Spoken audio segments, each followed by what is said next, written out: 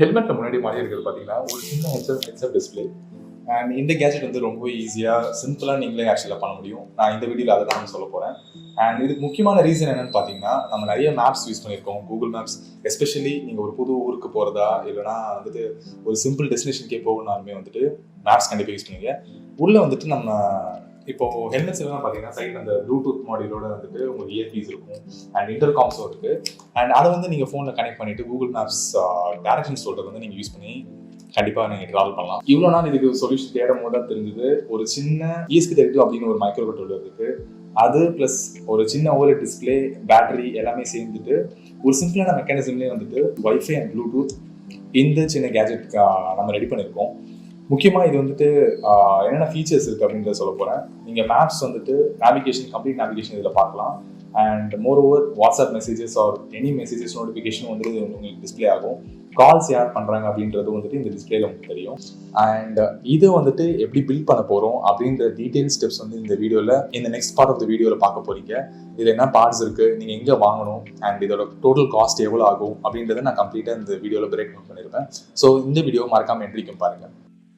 இந்த DIY ப்ராஜெக்டில் நம்ம யூஸ் பண்ணியிருக்க ஃபர்ஸ்ட் காம்போனன்ட் என்னென்னு பார்த்தீங்கன்னா ESP32C3 அப்படின்ற ஒரு மைக்ரோ கண்ட்ரோலர் யூஸ் பண்ணியிருக்கேன். அண்ட் முக்கியமாக இதில் வைஃபை அண்ட் ப்ளூடூத் 5.0 வரைக்கும் கொடுத்துருக்காங்க. ஸோ நீங்கள் ஃபோனோட கனெக்ட் பண்ணுறது, ஒரு கம்ப்யூட்டரோட கனெக்ட் பண்ணுறது எல்லாமே நீங்கள் யூஸ் பண்ணிக்கலாம்.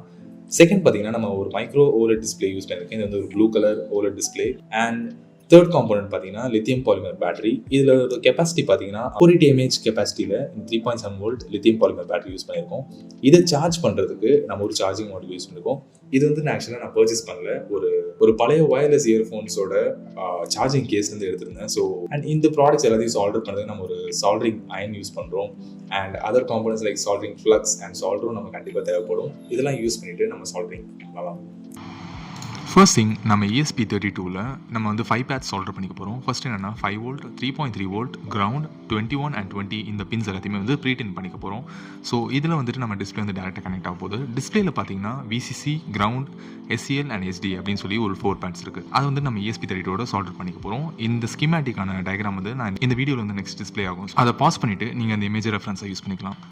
செகண்ட் திங், இப்போ நம்ம வந்துட்டு லித்தியம் பாலிமர் பேட்டரி வந்து நம்ம சார்ஜிங் மாடியூலோட கனெக்ட் பண்ண போகிறோம். ஸோ இதுக்கு வந்துட்டு ஒரு சின்ன JST கனெக்டர் யூஸ் பண்ணுறேன். இந்த charging module already JST connector இருந்தனால ஸோ இந்த லிப்போ பேட்டரி வந்துட்டு JST கனெக்டர் கனெக்ட் பண்ணிவிட்டு அதை வந்து பிளக்இன் பண்ணுற மாதிரி ஒரு மெக்கானிசம் ரெடி பண்ணிக்கிறோம்.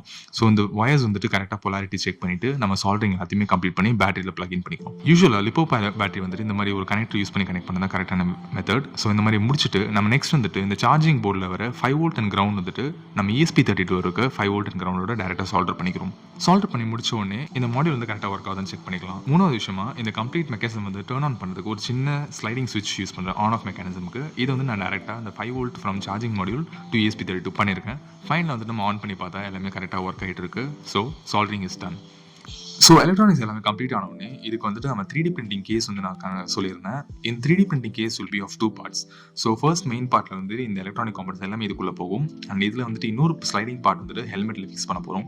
ஸோ இது வந்து 3D மாடல் பண்ணி Fusion 360 பண்ணியிருந்தேன்.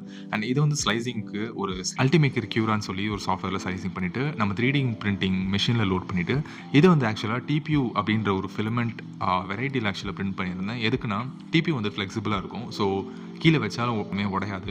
ஸோ இந்த 3D பிரிண்டிங் டைம் லாப்ஸ் நீங்கள் கண்டிப்பாக பார்க்கலாம். இது வந்து TPU ஒரு வயலட் கலர் யூஸ் பண்ணியிருக்கேன். பட் எனக்கு பிளாக்ன்றதுனால வயலட்டில் பிரிண்ட் பண்ணிட்டு லாஸ்ட்டில் பிளாக்ல ஸ்ப்ரே பெயிண்ட் பண்ணியிருந்தேன். ஸோ ஒன்ஸ் பிரிண்ட் எல்லாமே கம்ப்ளீட் ஆன உடனே இதில் வந்து சப்போர்ட் மெக்கானிசம்ஸ் அண்ட் சின்ன பிளாப்ஸ்லாம் இருந்தது. ஸோ அதெல்லாமே கட் பண்ணிவிட்டு ஃபுல்லாக ஃபினிஷ்ட் அவுட்லுக் மாதிரி கொண்டு வந்துட்டேன். லாஸ்ட்டாக பிளாக் ஸ்ப்ரே பெயிண்ட் பண்ணிவிட்டு இந்த மாதிரி தான் ஃபைனல் அவுட்லுக் இருக்க போகுது. ஸ்ப்ரே பெயிண்ட் முடிஞ்ச உடனே இந்த மாதிரி தான் நமக்கு ஃபைனல் அவுட்லுக் இருக்க போகுது.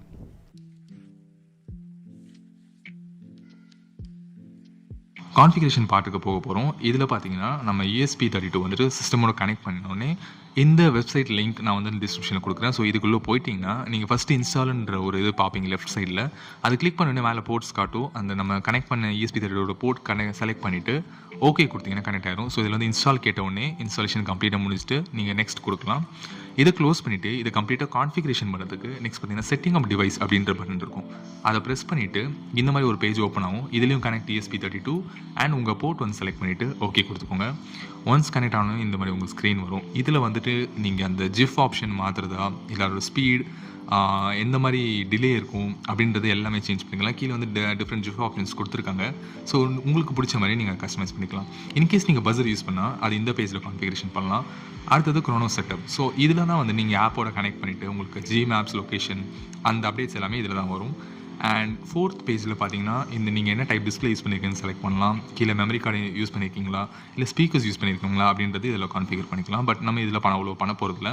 ஒன்ஸ் நீங்கள் இந்த ஃபைனல் செட்டப் எல்லாமே கம்ப்ளீட் ஆன அப்புறம் பார்த்தீங்கன்னா உங்களுக்கு யூஸ்வலாக இந்த ஜிஃப் ஆப்ஷன்ஸ் நீங்கள் என்ன செட் பண்ணீங்களோ இது எல்லாமே ரன் ஆகிட்டு இருக்கும். ஃபைனல் செட்டப்பாக க்ரோனோஸ்ன்ற ஆப் வந்து நீங்கள் ப்ளே ஸ்டோரில் போய் இன்ஸ்டால் பண்ணிக்கலாம். ஒன்ஸ் இன்ஸ்டால் ஆனோடனே ஆப்பை நீங்கள் ஓப்பன் பண்ணிவிட்டு ஃபர்ஸ்ட் திங் அதுக்கு முன்னாடி நம்ம டிஐஓ கேஜெட் வந்துட்டு நீங்கள் ப்ளூடூத் செட்டிங்கில் போயிட்டு மோச்சி அப்படின்ற நேமில் இருக்கும். ஸோ ஒன்ஸ் அது பைண்ட் பண்ணோடனே ஆப்குள்ளே போயிட்டு முக்கியமாக செட்டிங்ஸில் போயிட்டு நேவிகேஷன் ஆன் பண்ணிக்கோங்க. ஸோ இதில் தான் நம்ம கூகுள் மேப்ஸ் ஃபீச்சர் எல்லாமே வரப்போகுது.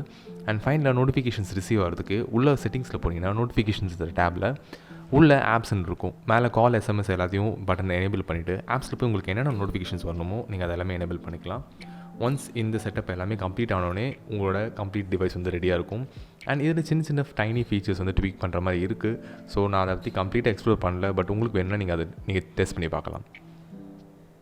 இந்த வீடியோட எண்டுக்கு நம்ம வந்துட்டோம். அண்ட் டீட்டெயிலான ஸ்டெப்ஸ் கண்டிப்பாக நீங்கள் பார்த்துருப்பீங்க. எக்ஸ்ப்ளனேஷனும் நான் கிளியராக கொடுத்துருப்பேன். இதில் யூஸ் பண்ண ப்ராடக்ட்ஸ் எல்லாத்துக்கும் டிஸ்கிரிப்ஷனில் கீழே லிங்க்ஸில் எல்லாத்தையுமே கொடுக்குறேன். பட்ஜெட் பற்றி சொல்ல போகிறேன் அப்படின்னு சொல்லியிருந்தேன். இது பார்த்தீங்கன்னா அப்ராக்சிமேட் எனக்கு வந்து ஒரு 600 rupeesலேயே வந்து கம்ப்ளீட்டாக வந்துச்சு. பேட்டரிஸ், இது 3D பிரிண்ட் பண்ண கேஸிங் எல்லாமே சேர்த்து வந்து 3D பிரிண்டிங் கேஸஸ் எல்லாமே சேர்த்துட்டு அப்ராக்சிமேட் அரௌண்ட் 650 rupees வரைக்கும் வந்தது. ஸோ எனக்கு தெரிஞ்ச ஒரு காஸ்ட் எஃபெக்டிவ் ஆப்ஷன் சொல்லுவேன். முக்கியமாக இது ஒரு டிஐஒய் ப்ராஜெக்ட்னால ஒரு ஃபன்னான ப்ராஜெக்டாக இருந்தது.